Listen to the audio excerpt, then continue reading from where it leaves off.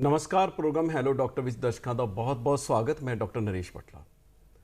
प्यारे दर्शकों, बड़ी पुरानी जी गल है कि you are what you eat. किसी भी आदमी की दिख तो उसकी शक्ल सूरत तो कई बार अंदाज़ा लगाया जा सकता कि उसका खान पीन कैसा है। तो जो भी खान पीन की गल चलती है तो हमेशा गल चलती कि स्वाद खाने की गल चलती है। खाना हमेशा जो भी कोई तैयार किया जाता है सोचा जाता कि कितना स्वाद बनाया जाए। कभी स्वाद खाने का ये सोचा है कि पौष्टिक कितना है, उसकी न्यूट्रिशनल वैल्यू किन्नी है, साड़ी सेहत पर किस तरह असर करेगा, कोई सानू बीमार तो नहीं कर देगा। खान पीन बारे बड़े सारे सवाल हैं। एक अच्छा खाना एक बड़ी वड्डी एक टेक्नीक भी है। प्यारे दर्शकों, हर साल वैसे तो सितंबर का पहला हफ्ता न्यूट्रिशन वीक मनाया जाता है, लेकिन इस बार सरकार ने यह न्यूट्रिशनल मंथ मनाया गया है। तो ये विषय को देखते हुए ही असी जो अज का विषय चुनिया है पौष्टिक खुराक चुनिया है। तो पौष्टिक खुराक बारे विस्तार नाल जानकारी देने लिए अज असी अपने स्टूडियो में जिन्होंने सदा दिता है, मैं तुहाडा उन्हां नाल तारुफ करा दा। साडे नाल मौजूद हैं श्रेया गोयल जी।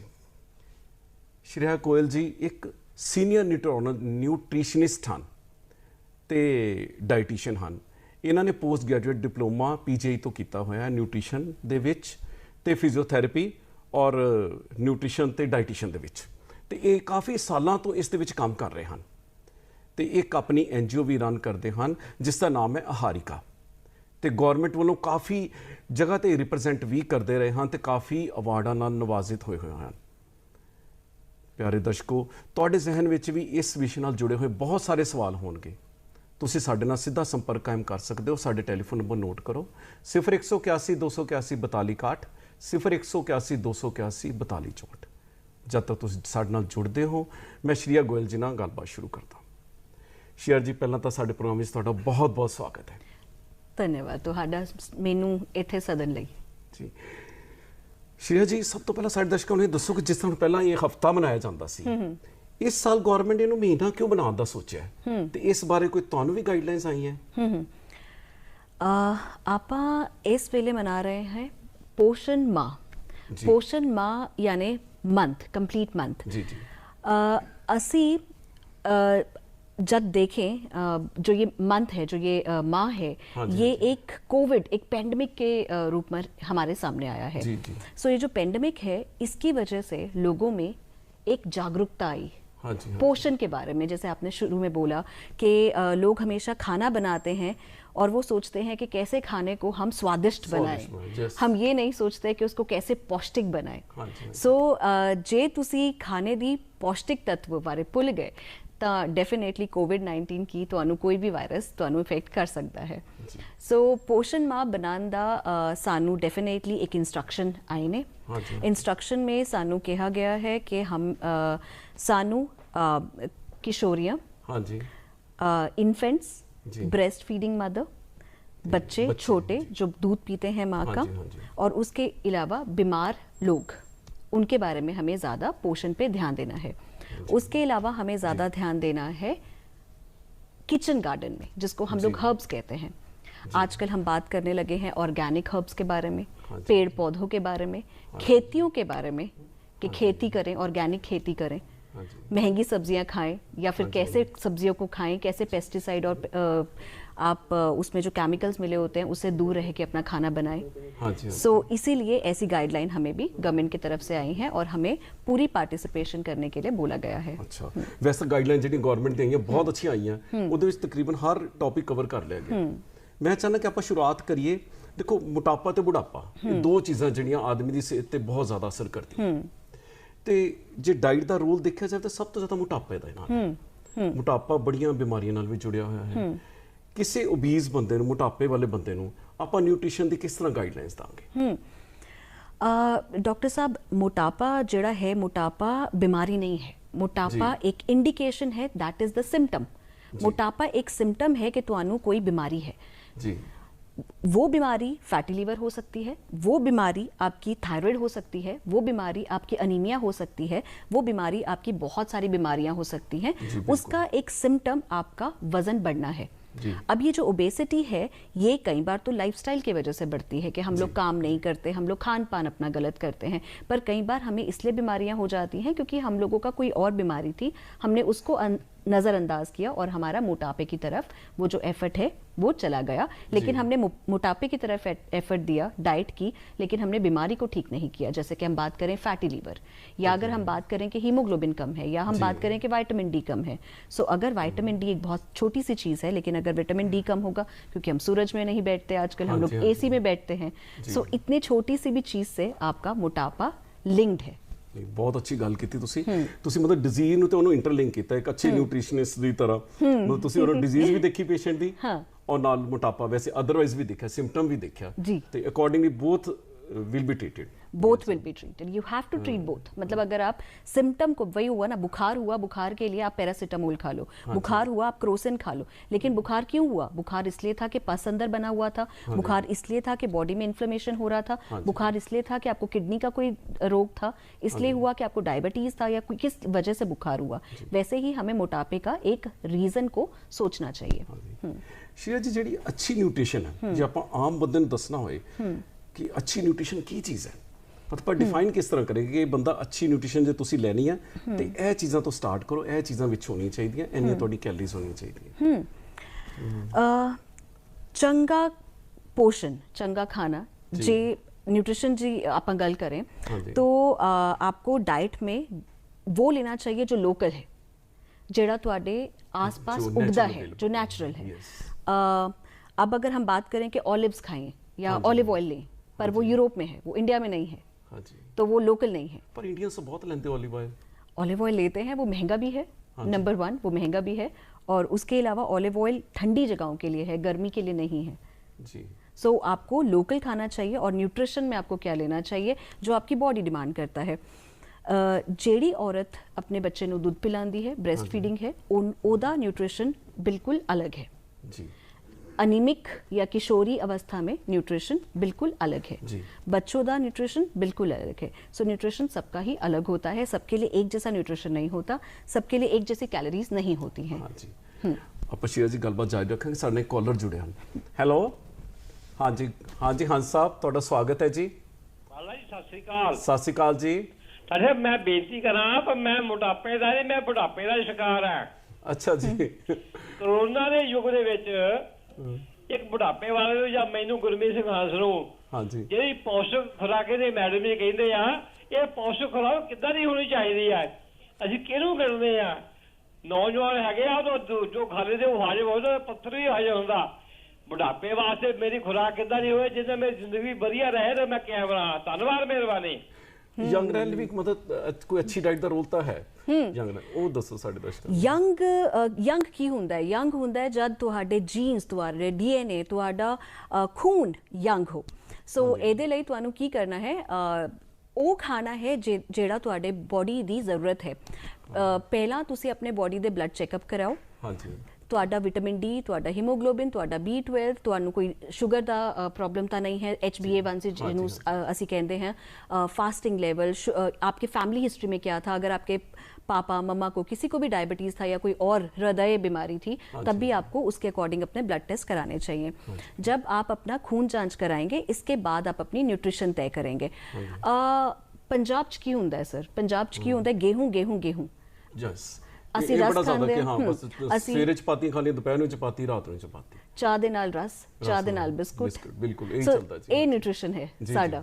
ਸੋ ਹੱਦ ਤੋਂ ਹੱਦ ਅਸੀਂ ਕੀ ਗੱਲ ਕਰਾਂਗੇ? ਚਲ ਆਪਾਂ ਦਲੀਆਂ ਖਾ ਲਿੱਤਾ, ਆਪਾਂ ਸੂਜੀ ਖਾ ਲਿੱਤੀ, ਆਪਾਂ ਇਡਲੀ ਖਾ ਲਈ, ਇਹ ਵੀ ਸਾਰੇ गेहूं ही है।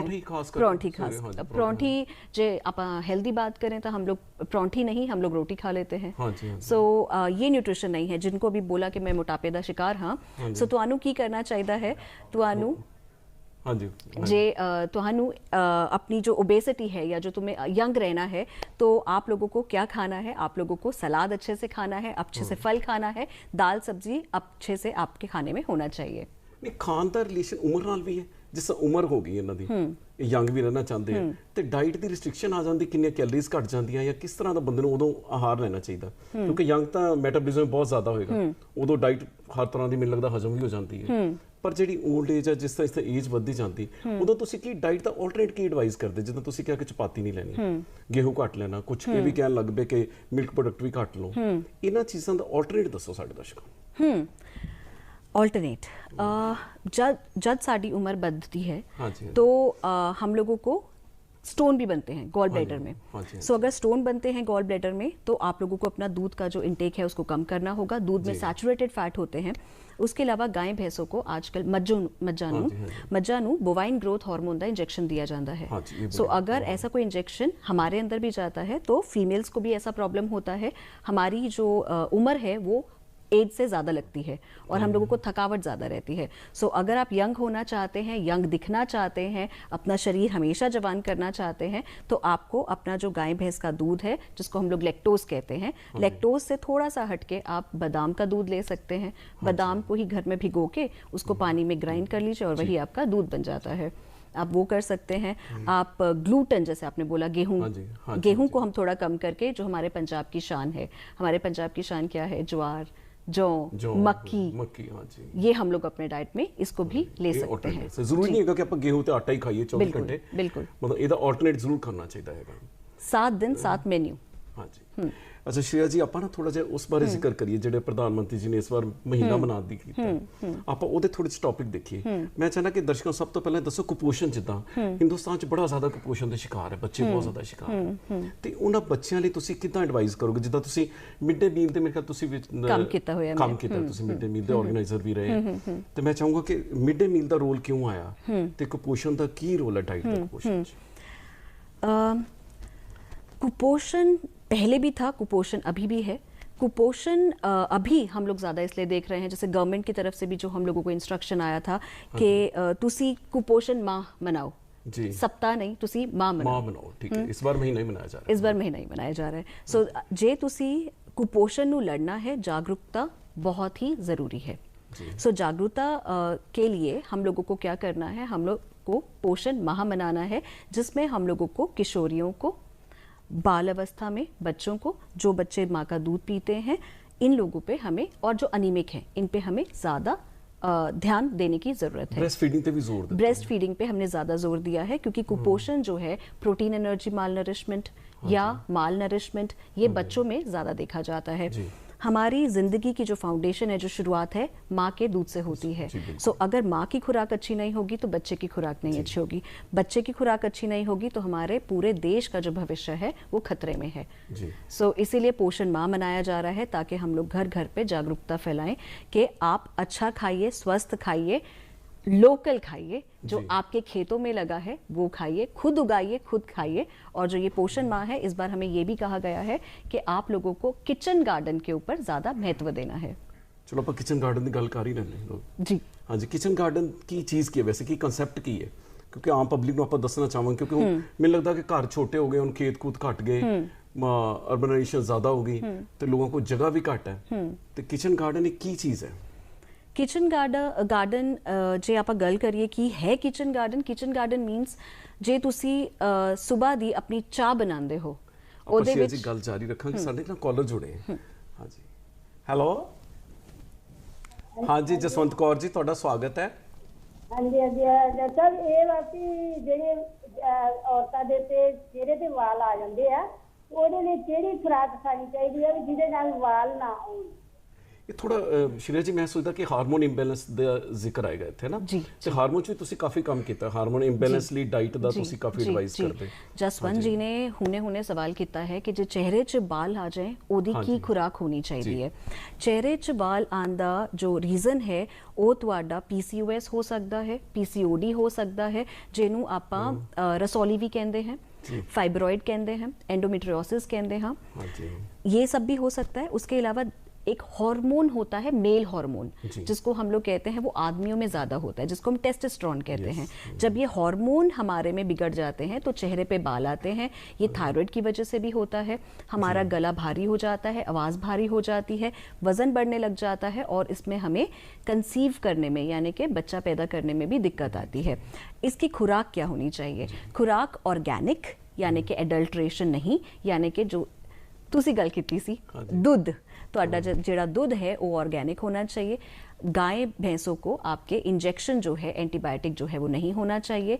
आपके घर की खुराक होनी चाहिए सिंपल। चीनी दी जगह तुसी खंड वरत सकते हो, यानी कि जैगरी जिसको हम लोग कहते हैं, वो ले सकते हैं। चाय, ब्राउन शुगर, ब्राउन शुगर, गुड़ गुड़ गुड़ शक्कर, गुड़ कर सकते हैं, शक्कर, गुड़ जी। शक्कर कर सकते हैं, हनी कर सकते हैं, और उसके अलावा हम वही गेहूं थोड़ा कम कर दें, ये खुराक है। ਇਹ ਦੁੱਧ ਦਾ ਤਾਂ ਫਿਰ ਆਲਟਰਨੇਟ ਦਿਖਣਾ ਪਿਆ, ਕਿਉਂਕਿ ਦੁੱਧ ਤਾਂ ਮੈਨੂੰ ਲੱਗਦਾ ਕਿ ਇੰਜੈਕਸ਼ਨ ਤੋਂ ਬਿਨਾ ਮਿਲਦਾ ਹੀ ਘੱਟ ਹੈ। ਤੇ ਭਾਰਤ ਸਰਕਾਰ ਦੀ ਬਹੁਤ ਹੀ ਚੰਗੀ ਮੁਹਿੰਮ ਸੀ। ਉਹਨਾਂ ਨੇ ਬੈਨ ਕਰਨ ਦੀ ਕੋਸ਼ਿਸ਼ ਕੀਤੀ ਸੀ ਬੋਵਾਈਨ ਗਰੋਥ ਹਾਰਮੋਨ ਨੂੰ, ਕੀਤਾ ਵੀ ਹੈ, ਅਸੀਂ ਸਕਸੈਸਫੁਲ ਵੀ ਹਾਂ, ਪਰ ਕहीं ਨਾ ਕहीं ਡਿਮਾਂਡ ਵਰਸਸ ਸਪਲਾਈ, ਡਿਮਾਂਡ ਦੁੱਧ ਦੀ ਇੰਨੀ ਜ਼ਿਆਦਾ ਹੈ ਕਿ ਸਪਲਾਈ ਨੂੰ बढ़ाने ਲਈ इंजेक्शन लगाया जाता है, बिना ब्रीडिंग के लगाया जाता है। तो दूध अगर इतना ज़्यादा है तो डेफिनेटली वो हार्मोन्स मेरे अंदर जाएंगे, मेरे हार्मोन्स डिस्टर्ब होंगे, बच्चे को डिस्टर्ब होगा, बाल आएंगे, चेहरा खराब होगा। मेल दी ब्रेस्ट बढ़ रही जिस तरह गायनोकोमेलेस्टिया, बिल्कुल उसके कारण है। शिया जी, ਆਪਾਂ किचन गार्डन ਦੀ ਗੱਲ ਕਰ ਰਹੇ ਸੀ जी, ਜਿਹੜੀ ਅਧੂਰੀ ਰਹਿ ਗਈ ਸੀ ਆਪਾਂ। जी। किचन गार्डन बहुत आसान है आजकल। जितने अमीर लोग हैं, जिन्नी अमीरी है उन्हें कर छोटे जी, बिल्कुल उन्हीं जगह दा थोड़ा सा है, टाइट है। सो आप घर पे क्या, अब जब सुबह उठते हैं चाय बनाते हैं, सो चाय में तुलसी लगानी है, तुलसी हर्ब है, ਤੁਸੀਂ ਆਮ ਘਰ ਤੇ ਲੱਗ ਸਕਦੇ ਹੋ, तुलसी आम घर च लग सकती है, तुसी लेमन ग्रास डाल सकते हो। लेमन ग्रास से कोलेस्ट्रॉल कम होता है, डायबिटीज कम होती है। आप हल्दी लगा सकते हैं, आप अदरक लगा सकते हैं, एलोवेरा हर्ब है, एलोवेरा से चीजें घर लगाई जा सकती है, कर लगाइए। सिलेंट्रो, जिसको हम लोग अंग्रेजी नाम है सिलेंट्रो, हम उसको कहते हैं धनिया। धनिया अनीमिया को प्रिवेंट करता है, और हम कुपोषण माह में अनीमिया की ही बात कर रहे हैं। सो अगर आप पूरे दिन में एक जीरा और एक घर पे लगा हुआ धनिया, अगर ये दोनों को आप उबाल के पूरा दिन पिएंगे तो आपका अनीमिया भी खत्म हो जाता है। सो चाय को कम करके अगर आपके घर पे एक सिर्फ धनिया लगा हो, धनिया को आपने पूरा दिन पीना है, आपको अनीमिया नहीं होगा। हल्दी की अगर आप चाय पिएंगे, अदरक की अगर आप चाय पिएंगे जो घर पे लगाया होगा, तो आपको रेस्पिरेटरी प्रॉब्लम्स भी होने के थोड़े से डर कम है, क्योंकि वो एंटी इन्फ्लेमेटरी है, एंटी बैक्टीरियल प्रॉपर्टीज़ हैं उसमें। उसके अलावा अगर हम बात करें तो आप गिलोय लगा सकते हैं, अश्वगंधा लगा सकते हैं। बहुत लोग अपने घरों में बहुत कुछ लगाते हैं आजकल, कैमोमाइल भी लगाते हैं, पार्सले, ऑरिगैनो, ये तो थोड़ा सा मॉडर्न हो गया, बट अगर हम लोग अपने इंडियन किचन्स की बात करें, पुदीना जी, पुदीना सबसे अच्छा हर्ब है। पुदीना मिंट कहते हैं, पेपरमिंट कहते हैं, जिससे आपके सारे डाइजेशन सिस्टम पूरा ठीक हो जाता है। ਮੈਨੂੰ ਤਾਂ ਪੁਰਾਣੇ ਬਜ਼ੁਰਗ ਜਿਹੜਾ ਖਾਣਾ ਖਿਲਾਉਂਦੇ ਹੁੰਦੇ ਸੀ ਨਾ, ਇਹ ਚੀਜ਼ਾਂ ਬੜਾ ਮਿਕਸ ਕਰਦੇ ਹੁੰਦੇ ਸੀ, ਉਹ ਜ਼ਿਆਦਾ ਅੱਛਾ ਕਰਦੇ ਸੀ। ਜਿੱਦਾਂ ਹੁਣ ਰੈਸਟੋਰੈਂਟ ਤੇ ਇਹਨਾਂ ਚੀਜ਼ਾਂ ਦਾ ਰਿਵਾਜ ਚੱਲਿਆ ਨਾ, ਇਹ ਚੀਜ਼ਾਂ ਕਾਫੀ ਘਟ ਗਈਆਂ, ਜੰਕ ਫੂਡਸ ਆ ਗਏ। ਤੇ ਮੈਂ ਥੋੜਾ ਚਾਹੂੰਗਾ ਕਿ ਆਪਾਂ ਦਰਸ਼ਕਾਂ ਨੂੰ ਇਹ ਵੀ ਦੱਸੀਏ ਕਿ ਜਿੱਦਾਂ ਹੁਣ ਜੰਕ ਫੂਡਸ ਦਾ ਬੜਾ ਰਿਵਾਜ ਹੈ, ਯੰਗਸ ਵਿੱਚ ਬਹੁਤ ਜ਼ਿਆਦਾ ਹੈ, ਤੇ ਜੰਕ ਫੂਡ ਨੂੰ ਅਵੋਇਡ ਕਿਸ ਤਰ੍ਹਾਂ ਕਰਨਾ? ਬੱਚੇ ਤਾਂ ਹਟਦੇ ਹੀ ਨਹੀਂ ਹੈ, ऑल्टरनेट ऐसा दिता जाए। किसी ह्यूमन का पहला स्कूल होता है उसका घर, उसका डाइनिंग टेबल। सो आप जो खाएंगे आपके बच्चे वही सीखेंगे। सो आपको पहले अपने आप को चेंज करना पड़ेगा, तभी आपके बच्चे चेंज होंगे। जंक का मतलब है जंक, ट्रैश, मतलब आप उसको फेंक दें। तो आजकल अगर आप देखेंगे, ये अगर हम लोग पेंडेमिक की भी बात करें, ये जो कोविड है किन्ना लोगों को इफेक्ट कर रहा है, जिन्होंने डायबिटीज़ है, जिन्होंने रेस्पिरेटरी कोई प्रॉब्लम है, बिल्कुल। तो ये सब किससे हो रही हैं? जंक से। सो जो ये लॉकडाउन हुआ, इसमें हम लोगों ने बहुत अच्छे से घर पे रह के खाना खाना सीख लिया। उन्हीं स्टॉक में हम लोगों ने कम स्टॉक होते हुए भी सीख लिया, घर पे पालक उगाना सीख लिया, घर पे सब्जियां लगानी सीख ली हैं, और हम लोग किचन गार्डन से ही जो अपनी तंदुरुस्ती है वो दोबारा लेकर आ रहे हैं। मतलब घर के खाने की इंपॉर्टेंस बढ़ गई है। जंक मिलता ही नहीं था, आप पिज्ज़ा नहीं ऑर्डर कर सकते, आप समोसा ऑर्डर नहीं कर सकते, आप घर पे ही माँ के हाथ का खाना खाते हैं। घर पे भी समोसा बनाया जा सकता है, समोसा बनाया जा सकता है, कारी बनाया जा सकता है, ढोकला बनाया जा सकता है, इडली बनाई जा सकती है। ਜੇ ਘਰ ਹੀ ਕੋਸ਼ਿਸ਼ ਕਰੀਏ, ਘਰ ਹੀ ਕਿਚਨ ਗਾਰਡਨ ਯੂਜ਼ ਕਰਕੇ ਆਪਾਂ ਜੇ ਘਰ ਦੀ ਡਾਈਟ ਹੀ ਖਾਈਏ ਤਾਂ ਹੈਲਦੀ ਡਾਈਟ ਜ਼ਿਆਦਾ ਅੱਛੀ ਹੈ। ਬਿਲਕੁਲ ਜੀ। ਜਿੱਦਾਂ ਹੁਣ ਕੋਵਿਡ ਦਾ ਪੈਂਡੈਮਿਕ ਚੱਲ ਰਿਹਾ ਹੈ, ਤੇ ਮੈਂ ਚਾਹੂੰਗਾ ਦਰਸ਼ਕਾਂ ਨੂੰ ਦੱਸੀਏ ਕਿ ਕੋਵਿਡ ਦੇ ਵਿੱਚ ਆਪਾਂ ਇਹ ਵੀ ਗੱਲ ਕਰਾਂਗੇ ਕਿ ਇਮਿਊਨਿਟੀ ਕਿਉਂ ਲੋ ਹੁੰਦੀ ਹੈ। ਇਮਿਊਨਿਟੀ ਲੋ ਹੋ ਗਈ ਤਾਂ ਇਮਿਊਨਿਟੀ ਵਧਾਉਣ ਲਈ ਆਪਾਂ ਕਿਹੜੀ ਡਾਈਟ ਲੈ ਸਕਦੇ ਹਾਂ, ਜਾਂ ਫਿਰ ਕੋਵਿਡ ਦੇ ਵਿੱਚ ਹੁਣ ਜਿੱਦਾਂ ਸੀਟਿੰਗ ਹੋ ਗਈ, ਬੜੇ ਲੋਕ ਬੱਚੇ ਬੈਠੇ ਖਾਈ ਜਾਣਾ, ਬੜਾ ਇੱਕ ਕਈ ਵਾਰੀ ਡਿਪਰੈਸ਼ਨ ਦਾ ਕਾਰਨ ਵੀ, ਇਹ ਵੀ ਮੋਟਾਪੇ ਦਾ ਕਾਰਨ ਹੈ ਕਿ ਬੈਠੇ ਹੋਰ ਕੁਝ ਮਿਲਣਾ ਨਹੀਂ, ਚਲੋ ਟੀਵੀ ਦੇਖਿਆ ਔਰ ਖਾ ਲਿਆ। ਆਪਾਂ ਡਾਈਟ ਕੀ ਐਡਵਾਈਸ ਕਰੀਏ ਕਿ ਕੋਵਿਡ ਦੇ ਈਰਾ ਦੇ ਵਿੱਚ ਆਪਾਂ ਕਿਸ ਤਰ੍ਹਾਂ ਦੀ ਡਾਈਟ ਐਡਵਾਈਸ ਕਰੀਏ, ਕਿਉਂਕਿ ਉਹਨੇ ਰਿਸਟ੍ਰਿਕਸ਼ਨ ਵੈਸੇ ਵੀ ਹੈ, ਮੂਵਮੈਂਟ ਰਿਸਟ੍ਰਿਕਸ਼ਨ ਵੀ ਹੋ ਗਈ ਹੈ। ਜੀ डॉक्टर साहब, ਜਿਹੜਾ कोविड ਦੀ ਆਪਾਂ ਗੱਲ ਕਰ ਰਹੇ ਹਾਂ, कोविड एक वायरस है। ये वायरस 3000 अलग अलग तरीके के वायरस हम लोग हमेशा से घिरे रहते हैं और घिरे हुए रहे हैं। सो ये कोविड वायरस कोई नया नहीं है, या हमारे इंडियंस की कोई इम्यूनिटी, हम लोग नई बात नहीं कर रहे हैं। ये जो वायरस है, अगर आपने मोर्टालिटी और मोर्बिडिटीज रेट भी देखे हों, ये जो वायरस है किन्ना लोगों ਨੂੰ इफेक्ट कर रहा है, जिन्हां ਨੂੰ डायबिटीज़ है, जिन्हां ਨੂੰ कैंसर है, जिन्हां ਨੂੰ रेस्पिरेटरी डिसऑर्डर्स है। सो ਤੁਹਾਨੂੰ ਜੇ ਆਪਣੀ ਇਮਿਊਨਿਟੀ ਤੇ ਵਰਕ ਕਰਨਾ ਹੈ, ਉਹ ਤੁਸੀਂ ਅੱਜ ਤੋਂ ਸ਼ੁਰੂ ਨਹੀਂ ਕਰ ਸਕਦੇ। ਤੁਸੀਂ ਕੱਲ ਰਾਤੀ ਜਗ ਕੇ ਤੁਸੀਂ ਬੋਲੋ ਅੱਜ ਮੈਨੂੰ ਆਪਣੀ ਇਮਿਊਨਿਟੀ 'ਚ ਵਰਕ ਕਰਨਾ ਹੈ, ਇਹਦਾ ਤੁਸੀਂ ਨਹੀਂ ਕਰ ਸਕਦੇ। ਕਦੇ ਵੀ ਜਦੋਂ ਵੀ ਸਟਾਰਟ ਕਰੋ ਉਦੋਂ ਹੀ ਹੋ ਜਾਂਦਾ ਹੈ, ਉਦੋਂ ਹੀ ਸਵੇਰਾ। ਹਾਂ, ਇਮਿਊਨਿਟੀ ਮਾਂ ਦੇ ਦੁੱਧ ਨਾਲ ਸ਼ੁਰੂ ਹੋ ਜਾਂਦੀ ਹੈ। ਜਿਹੜਾ ਬੱਚਾ ਐਕਸਕਲੂਸਿਵਲੀ ਮਾਂ ਦਾ ਦੁੱਧ ਲੈਂਦਾ है 6 महीने तक, ਹਾਂਜੀ, वो बच्चा इम्यूनिटी सबसे अच्छी उसकी बच्चों की इम्यूनिटी होती है। वैसे तो इम्यूनिटी पहले शुरू से बचपन से बिल्डअप हो जाती है। आजकल कई वर्किंग विमेन होती है, उनके पास टाइम नहीं होता, उनके पास डब्बा वाला फूड बच्चों को देने का रहता है सिस्टम, उनकी कोई अपनी मजबूरी है। सो अगर ऐसा है तो इनकी इम्यूनिटी पहले से ही कम हो जाती है। फिर हम बात करते हैं इम्यूनिटी वैक्सीनेशंस की।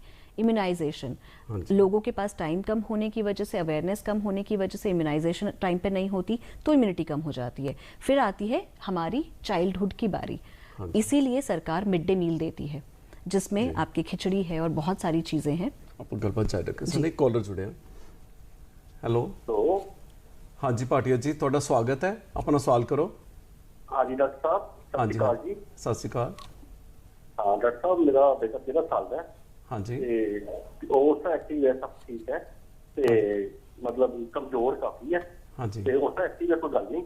ते बाकी है कि थोड़ी पूछना सी, एक तो वो मुच्छा बहुत जल्दी आ गई है, ते एक तो आईब्रो बहुत छेती, और मतलब जिवें आम बंदे जो उस तरह आईब्रो हो गए है, ते वो मतलब कोई टेस्ट करवाई है, की चक्कर की है, 13 साल की उम्र है उसकी, ते हाइट ठीक है जी वैसे, ते को मैं दस की मैं कहते तो हाइट ही ना बढ़े, और क्या मतलब की चक्कर की है। थोड़ा हार्मोन इंबैलेंस टाइप लग रहा है कि मुच्छा जल्दी आ गई और ये सोच रहे हैं। वैसे तो नॉर्मल ही हो रहा है, तुसी अपने वैसे बच्चे वाले डॉक्टर ਨੂੰ ਦੇਖ ਕੇ ਟੈਸਟ ਕਰਾਓ। ਬਾਕੀ ਕੋਈ ਡਾਈਟ ਤੁਸੀਂ ਐਡਵਾਈਸ ਕਰੋਗੇ ਇਹਨਾਂ ਨੂੰ?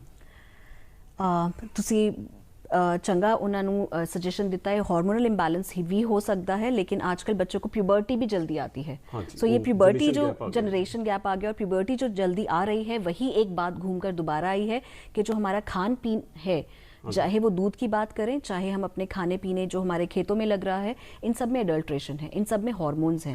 अगर हम लोग अंडे भी खा रहे हैं, हम कोई और चीज़ें भी खा रहे हैं, उसमें एंटीबायोटिक्स हैं। तो हम सब बच्चों में जो आजकल प्यूबर्टी है वो ज़रूरत से ज़्यादा पहले आ रही है। मूछें पहले आ रही हैं, जो बच्चियां हैं वो पहले प्यूबर्टी उनके देखने को मिल रही है। तो आपका खान पीन आपकी गलती नहीं है, एडल्ट्रेशन की ज़्यादा गलती है। हाँ जी, तुसी मिड डे मील की गल कर रहे थे। जी, मैं मिड डे मील की बात कर रही थी कि अब जैसे अगर हम लोग चाइल्डहुड की बात करें, तो चाइल्डहुड में हमारी गवर्नमेंट हमें देखती है कि कुपोषण ना हो, इसीलिए आपको स्कूल बुलाया जाता है, स्कूल में आपको खाना दिया जाता है जिसमें खिचड़ी होता है और बहुत सब कुछ होता है। फिर हम लोग चाइल्डहुड में देखते हैं कि इम्यूनिटी आपको कैसे इंक्रीज रखनी है। अब कई माएँ क्या करती हैं, चाय बिस्किट देना शुरू करती हैं। कुपोषण भारत में ज़्यादा होने का वजह चाय भी है। चाय तुसी जिन्ना ज़्यादा लोगे उन्ना ज़्यादा तुहाडा आयन, तुहाडा हीमोग्लोबिन घटेगा। सो तुहानू चाय दी जगह जौ दा सत्तू, चने दा सत्तू, गुड़ दे नाल बनिया होया, जे तुसी कोल्ड ड्रिंक नू छड्ड के, जे तुसी चाह नू छड्ड के, जे तुसी जौ दा सत्तू ਜਾਂ काले चने दा सत्तू लो, तो ਤੁਹਾਡਾ जो ਅਨੀਮੀਆ है ਉਹ ਵੀ ਪ੍ਰੀਵੈਂਟ ਤੁਸੀਂ ਕਰ ਸਕਦੇ ਹੋ। ਹਾਂਜੀ ਸ਼ੀਰਾ ਜੀ, ਟਾਈਮ ਬਹੁਤ ਥੋੜਾ ਰਹਿ ਗਿਆ, ਪਰ ਗੱਲਾਂ ਬੜੀਆਂ ਹਲੇ ਅਧੂਰੀਆਂ ਰਹਿ ਗਈਆਂ। ਮੈਂ ਚਾਹਨਾ ਕਿ ਤੁਸੀਂ ਥੋੜਾ ਜਿਹਾ ਇੱਕ ਤੁਹਾਡੀ ਸਪੈਸ਼ਲਾਈਜੇਸ਼ਨ ਹੈ ਜਿਹੜੇ ਤੁਸੀਂ ਕੀਤਾ ਸੀ ਕਿ ਡਾਇਬਟੀਜ਼ ਤੇ ਕਿਡਨੀ ਦੇ ਵਿੱਚ ਤੁਸੀਂ ਕਾਫੀ ਅੱਛਾ ਕੰਮ ਕੀਤਾ ਹੋਇਆ। ਮੈਂ ਚਾਹੂੰਗਾ ਕਿ ਬਰੀਫਲੀ ਸਾਡੇ ਦਰਸ਼ਕਾਂ ਨੂੰ ਦੱਸ ਦਿਓ ਕਿ ਜਿਹੜੀ ਸ਼ੂਗਰ ਦੀ ਬਿਮਾਰੀ ਹੈ ਤੇ ਕਿਡਨੀ ਦੀ ਡਿਜ਼ੀਜ਼ ਦੇ ਵਿੱਚ डाइट ਦਾ ਕੀ ਰੋਲ ਹੈ। डॉक्टर साहब, डाइट सिर्फ जब हम लोग ह्यूमन बीइंग के बारे में बात कर रहे हैं तो हम लोग डाइट कर रहे हैं, लेकिन पूरे प्लानट में, पूरी दुनिया पे हर एक क्रीचर, अमीबा से लेकर एक कोई भी कुत्ता या बिल्ली तक, उनका डाइट फिक्स है। हम ही लोग डाइट डिसाइड करते हैं कि हम क्या खाएं। दुनिया ने, मतलब भगवान ने, कुदरत ने आपको डाइट पे ही बना के भेजा था, हम लोग उसको कुछ और बना के खा रहे हैं। सो इसीलिए आपका जो सिस्टम है बिगड़ जाता है। अगर हम बात करें हमारे फिजियोलॉजी एनाटॉमी से, सो हमारे पेट में एक इंसुलिन नामक हार्मोन बनता है। वो इंसुलिन जितना बनता है उतना ही आपको उसको फ्यूल देना है। पर हम लोग क्या करते हैं, इंसुलिन बन रहा है इतना, लेकिन हम लोग गेहूँ खाएंगे इतना, तो गेहूँ से जो टूट कर जो आपका माल्टोस होता है, जो शुगर होता है, चाहे आपका सेब से टूटकर फ्रक्टोज बने। आप कुछ भी खाएं, चाहे दूध, चाहे अंडा, चाहे प्रोटीन, कुछ भी खा के, चाहे फल, वो शुगर में ही कन्वर्ट होता है।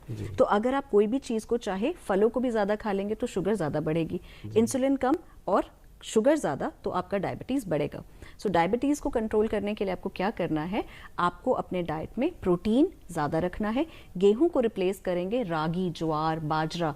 7 दिन 7 अलग अलग मेन्यू हम लोग ज़रूर लें और हर एक खाने के बाद हल्की सी सैर हम लोग ज़रूर करें। फिर हम बात करते हैं किडनी की। तो किडनी के लिए हर एक पेशेंट को अपना टेस्ट RFT ज़रूर कराना चाहिए 30 उम्र के बाद। जी। तो किडनी की भी खास खुराक कोई, जिसपोज थोड़ी बहुत डिरेंज हो रही है किडनी, उधर भी खास खुराक? बिल्कुल, अगर किडनी में आपको डायबिटीज नेफ्रोपैथी है तो उसका बिल्कुल खुराक अलग है। तो उसमें आपको अपना प्रोटीन, अगर आपका यूरिया, क्रेटिनाइन, यूरिक एसिड बढ़ा हुआ है तो आपको अपना प्रोटीन कम रखना होता है। सिर्फ इतना ही नहीं, अगर आपका पोटेशियम बढ़ गया तो आपको सब्जियां भी जो हैं जैसे कि टमाटर, नींबू, ये भी अपने डाइट में कम करना होता है। मतलब कोई भी डिजीज है वो तो डिफाइंड है, उधर भी डाइट फिर अपना डिफाइन बिल्कुल डिफाइंड है। आपको अगर अनीमिया है तो वो आपकी डाइट अलग है। अगर आपकी किडनी की बीमारी है तो हो सकता है वो किडनी स्टोन हो, चाहे आपका ये हो सकता है कि आपको प्रोटीन बढ़ाना हो या आपका प्रोटीन कम भी करना हो सकता है। तो डाइट एक बहुत वास्ट एक फील्ड है, तभी हम लोग यहाँ पर एक न्यूट्रिशन माह मना रहे हैं, पोषण माह। पोषण माह मना रहे हैं। प्यारे दर्शकों, मैंने लगता हाले भी गल्लां अधूरियां रह गई हैं काफ़ी ज़्यादा। ये बड़ा लंबा टॉपिक सी। ਸ਼੍ਰੀਆ ਜੀ, ਤੁਸੀਂ ਸਮਾਂ ਕੱਢ ਕੇ ਸਾਡੇ ਦਰਸ਼ਕਾਂ ਨੂੰ ਬਹੁਤ ਅੱਛੀ ਜਾਣਕਾਰੀ ਦਿੱਤੀ। ਉਮੀਦ ਹੈ ਦਰਸ਼ਕ ਇਹਦਾ ਪੂਰਾ ਫਾਇਦਾ ਉਠਾਉਣਗੇ। ਦਰਸ਼ਕ ਵੀ ਸਾਡੇ ਨਾਲ ਜੁੜੇ ਰਹੇ, ਅਸੀਂ ਉਹਨਾਂ ਦਾ ਧੰਨਵਾਦ ਕਰਦੇ ਹਾਂ।